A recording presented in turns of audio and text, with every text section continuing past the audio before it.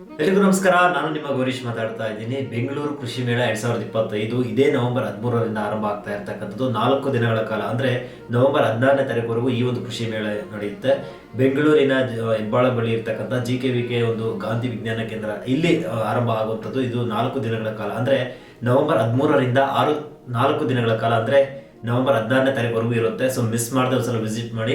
ಇಲ್ಲಿ ರೈತರಿಗೆ ಸಂಬಂಧಪಟ್ಟಂತೆ ತುಂಬಾ ಅದ್ಭುತವಾದಂಥ ಒಂದು ಯಂತ್ರೋಪಕರಣಕ್ಕೆ ಸಂಬಂಧಪಟ್ಟಂತ ಒಂದು ಹೊಸ ತಳಿಗಳಿಗೆ ಸಂಬಂಧಪಟ್ಟಂತ ಹೊಸ ತಳಿಗಳನ್ನ ಪರಿಚಯ ಮಾಡುವಂಥದ್ದು ಇರ್ಬೋದು, ಹೊಸ ಯಂತ್ರೋಪಕರಣಗಳನ್ನ ಪರಿಚಯ ಮಾಡೋದಿರ್ಬೋದು.